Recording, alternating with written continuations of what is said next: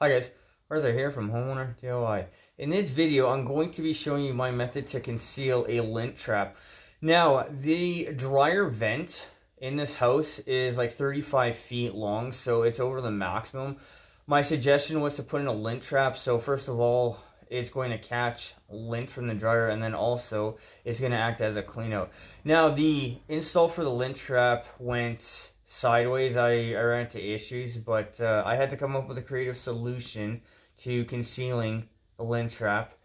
So that is what we're going to cover in this video. So what we'll do now is look at our setup. Alright, so this is the lint trap that I installed. This is a 2x4 wall here, so this thing doesn't fit, so that's why I had to kick this part out. Well, I'm making the best of a bad situation. Everything went wrong on this job, but I figured out a creative solution to this problem. What I'm going to do is I'm going to put basically a picture type of frame here, and then I'm going to put an access panel over this, so when you look at it, everything looks nice and pretty. So what we'll do now is material and tools. Alright, this is a materials list. So in the back I have a piece of drywall. I got this for free because I don't need a pack which is 2 full sheets. I have white exterior paint. This doesn't quite match what is there. I think it's a beige, but this is better than not painting the drywall at all. I have 1 1/4" drywall screws, white DAP, clear silicone, a 90-degree outside corner, and then I have an access panel, and this will cover up the lint trap that I installed, so it looks a lot better than it does now. Guys, this is what I need for material on this job. So what we'll do now is a tools list. Alright, this is a tools list. So in the back I have my cordless kit. I think I only need the impact. I have my pouch. So level, pencil, knife, measuring tape, silicone gun, framing square, paintbrush, miter saw, and for safety equipment, glasses and earplugs. Guys, this is what I believe I need for tools on this job, so let's get started. Okay, so with our piece of drywall, we have it going 4 feet across.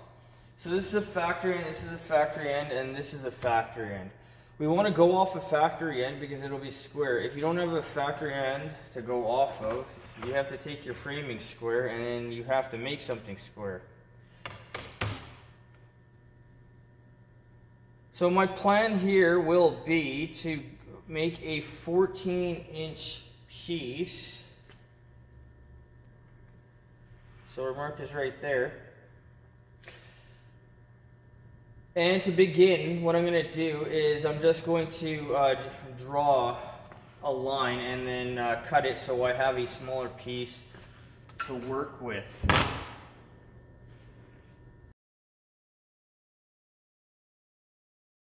Okay, so now that I have a straight line, I'll cut this out.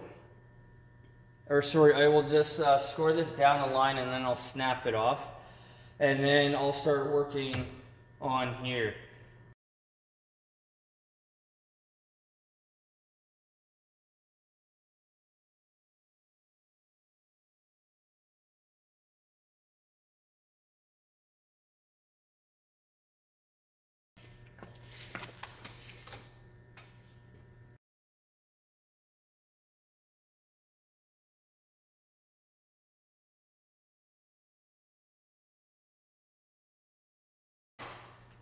And now I will measure from corner to corner, corner to corner. The measurements, if this is square, will be the same.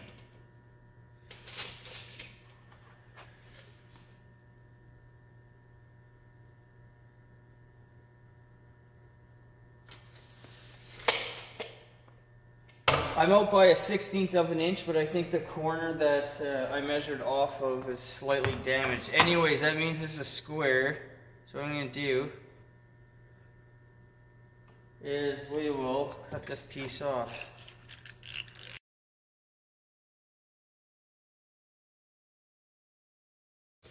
Alright, so we have our piece here. So there's a stud where the duct goes up on the left side. Now 16, because these studs are 16 on center, the 16 on center was somewhere over here.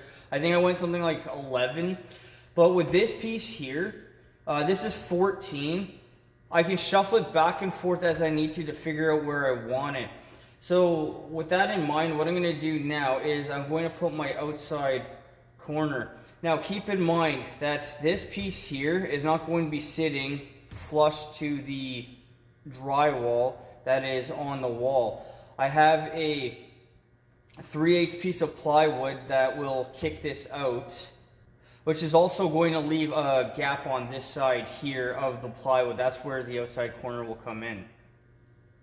Okay, so looking at the side, so this here would be the drywall, and then I had this kick out because the lint trap is too big, and now this is going to be the new piece of drywall.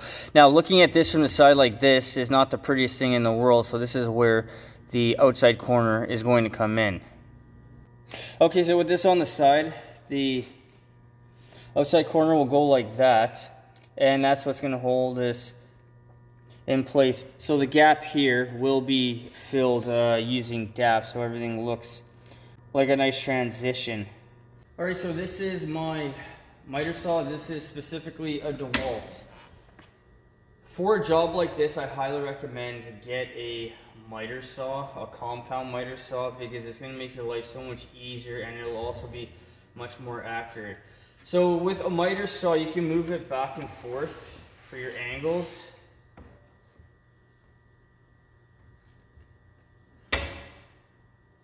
Also here, you can move the top back and forth, but I don't need to do that. So what I'm going to do is I'm going to take my piece and I'm going to cut on a 45 to do my first corner.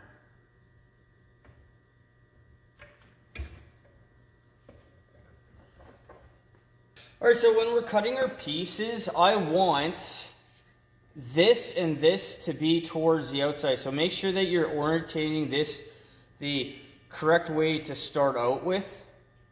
Now for my first piece, all I'm going to do is I'm going to cut on the very corner, and I'm going to cut a 45 degree. So make sure that you have earplugs and eye protection.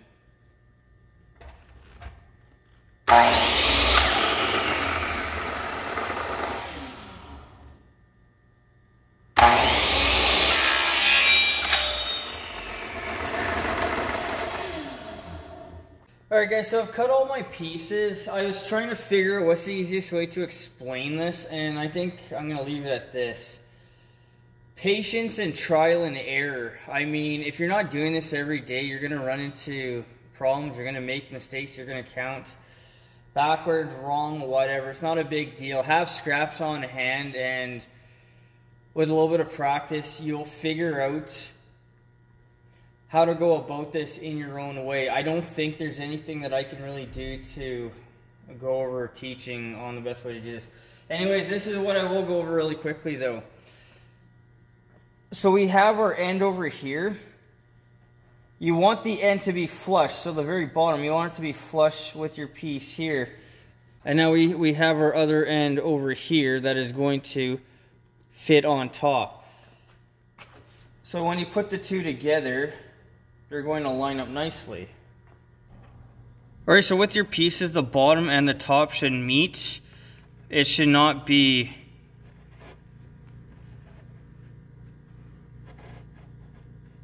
like this. If it looks like this, then you've done something wrong. Guys, once again, I'm just going to leave this at trial and error for yourselves.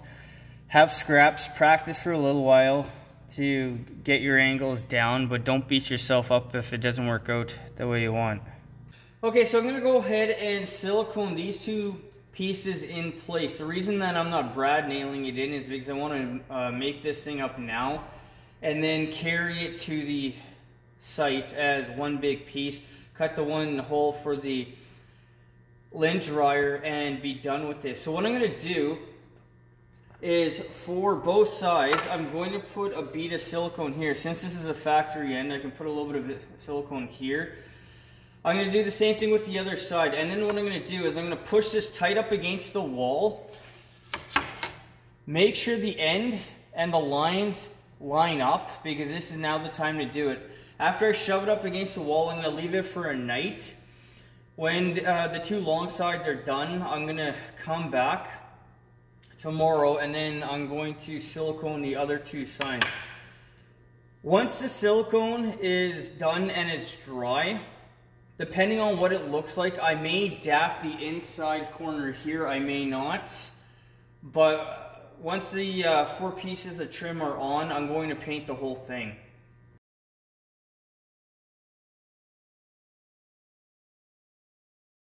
So one thing as well, just leave a bit of a space at the end here, so when the silicone gets compressed, it'll have a place to go. Move the piece back and forth. And I'm going to shove it up against the wall. And take something heavy to hold it in place. Normally what they'd use is a C-clamp, but I don't have one that is big enough.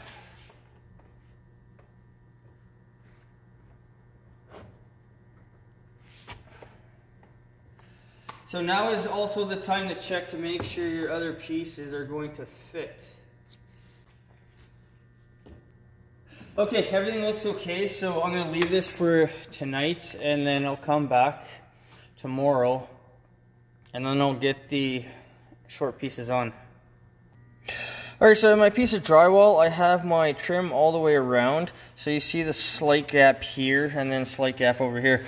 I realized one of the pieces that I bought, I didn't actually check for this, but one of them were a little bit bowed, but in either case, what I'm going to do is I'm going to go around on the inside here. Like this doesn't need anything, but you know, from here I'm going to go ahead and do it anyway. But I'm going to go around and dap all the way around here. And here there's a slight gap, so I'm going to dap this a little bit too. And I'm going to get this ready for painting. So what I'm going to do now is I'll dap this and I'll show you guys what this looks like before you dap and paint, and then after you dap and paint. Okay, so for this dapping, this is an old tube, so the end is cut bigger than I want it to be, but I'm hoping my incredible technical skills will make up for it. But all I'm going to do is go around on the inside corner.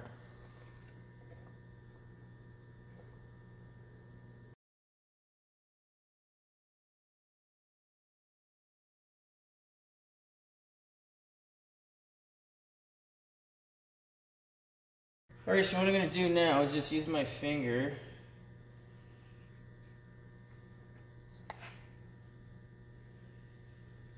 and try to smoothen this out. Guys, check out the card on how to dap, the technique that I do, but in a nutshell, just put on what you need and then wipe it in both directions. And for the most part, it should be okay. But the key thing is to just put on what you need. Don't put on too much, because then you'll make a mess. Okay, so stuff like this, a tiny hole, all I'm going to do is take a little bit of dap on my finger and fill the hole.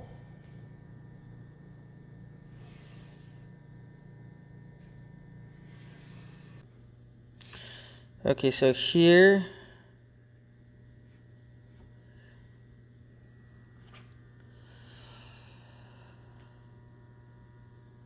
alright, and I'm also going to try to fix this here. So guys, keep one thing in mind with dap. As far as I know, this isn't sandable.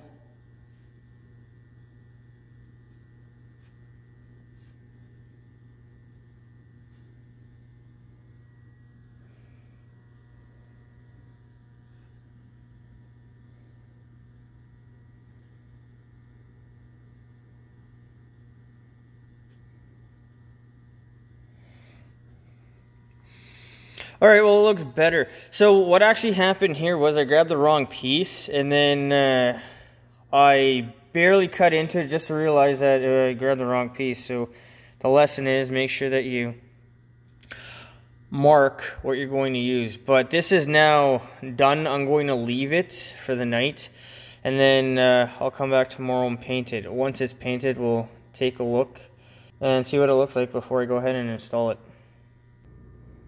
Alright, so this has now been painted. This is all done. So the dapping will eliminate the space, and then it also helps to clean up the corners as well. But this is now done. I'm just going to grab the access panel and we'll take this to the house to have it installed.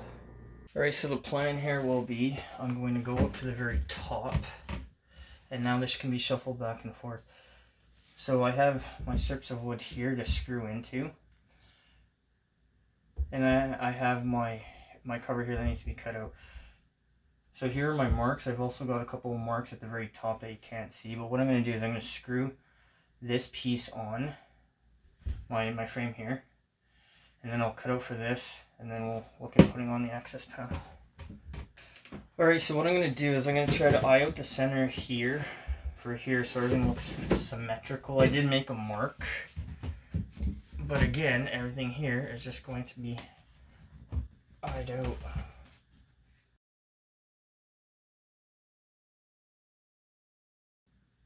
Okay, so I'm 2 screws to hold this on, and now we'll go off my marks.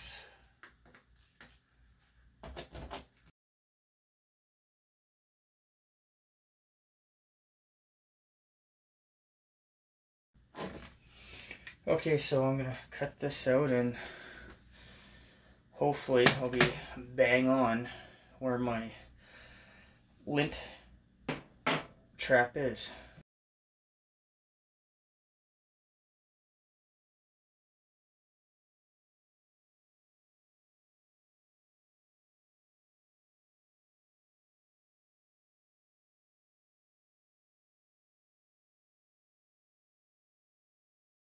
Alright, so this is roughly level, or sorry, roughly symmetrical, so 6 1/4. I'm a tiny bit over to the right, or sorry, to the left. There's a little bit over to the left. That's fine. This cover is what's going to make the difference. So guys, if it's like this, it's fine, it doesn't matter. If it's like this, as long as this is in here offset, it's fine, it doesn't matter. So what I'm going to do is I'm going to figure out the center, so 12 1/2, so 6 1/4. So this mark is going to be the center of my box. Now, this here needs to also be accessible.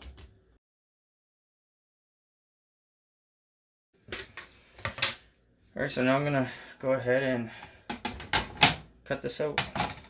Alright, so we have our cover that's going to fit right here. So I made a mark. I'm going to try to center it with this, and then hopefully everything will work out.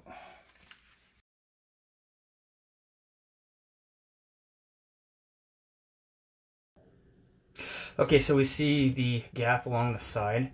So this is where the dap's going to come in. So I'm going to go ahead and dap this side, so when you look at it from this side, you're not going to see anything. From that side there, the door is so close, it's probably not noticeable. But this will be the focal point. But I'm going to go ahead and dap this now, and we'll take a look once it's all done. Alright, so this is what it looks like all done. So you see how dap makes a difference. So the screw holes, because this is a mudroom, it's a laundry room, I've already been told that they're fine with the way it looks. If you want to, you could just put spackle and cover it up, and then paint it and make it look even more prettier than it is now. But guys, this is it. This looks a lot better than it did before. Yes, you can see it, of course, but this long run for a dryer vent now has a lint trap, so it's serviceable, it's accessible, and it's easy to clean in the future. So what we'll do now is an overview of this job. Alright guys, so that concludes this job.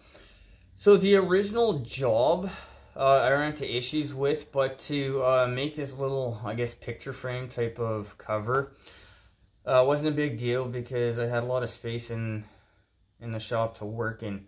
But guys, for a lint trap like this, be prepared if you're not going into a 2x6 wall that you're going to need to build something out. I don't know why they designed it the way they did, but this is what I had to work with, so I had to come up with a solution.